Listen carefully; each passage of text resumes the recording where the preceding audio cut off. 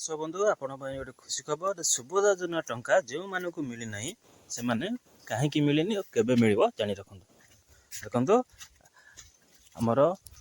रक्षाबंधन में सुभद्रा योजनार तृतीय किस्ती टंका मिल जाए किंतु देखा बहुत माने अधारू अधिक जहाँ को पचारे कह मत मिलनी जहाँ को पचारे मत मिलनी ताले क्यों मानक मिली जानते देखो किसी माँ भौणी मान टंका मिली आउ किसी माँ भौणी मानक एपर्यंत टंका मिली ना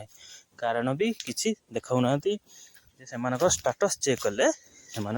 जदि आपण मानक टंका आसनी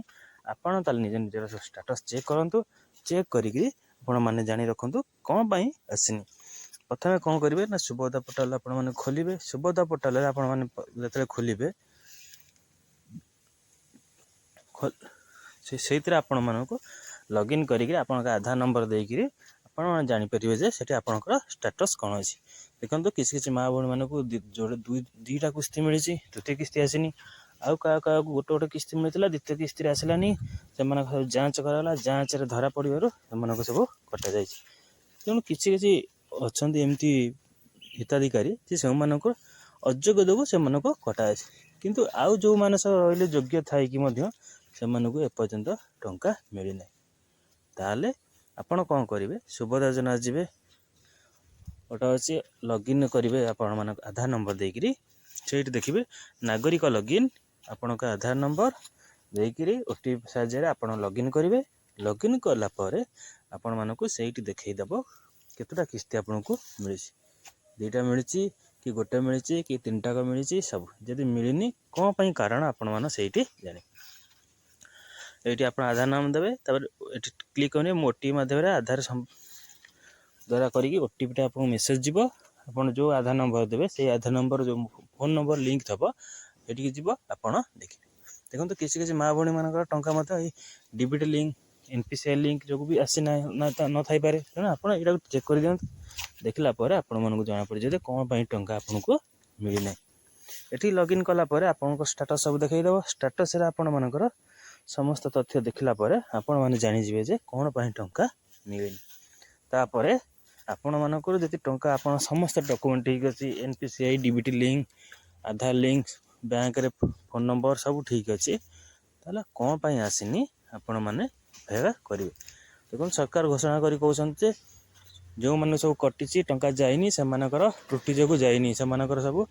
अच्छी 4 व्हीलर 3 व्हीलर तार कौन सब मानदंड रही देखा यही मानदंड जब आप आपको टंका आसी न ये योजना लाभ पाए आवेदन कौच आवेदनकारी ओडिशार बासिंदा होते एनएफएस एसएसएफ राशन कार्ड थो जी नर बार्षिक आय 2.5 लाख रु कम होता अधिक हो नपर यही योजना अधीन योग्य होगापाई आवेदनकारी बयस धार्य तारीख अनुଯାयी 21 वर्ष किंबा 60 वर्ष कम होगा उचित अधिक हो पारे 21 वर्ष अधिक 60 रु कम हवा तापर रहा 2024-25 जन महिला गला 21 वर्ष हो गला तापर जो इला सब कारण जो जब आपंकर यही मानदंड न रोचे देखो भेरिफिकेशन चालू रही किए केत भेरिफिकेशन धरा पड़े जना पड़ूना तेणु तापर रहा आपण मानकर जो भेरिफिकेशन यही मानदंड जी अच्छी आप निश्चय टंका पाइबे जार ये भेरिफिकेशन जो मानदंड फिलअप हो जाऊँगी से मिलना नहीं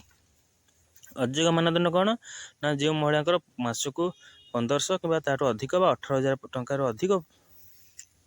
पेंशन पाऊँ से मिलनी वर्तमान कि पूर्वतन सांसद होते मिलनी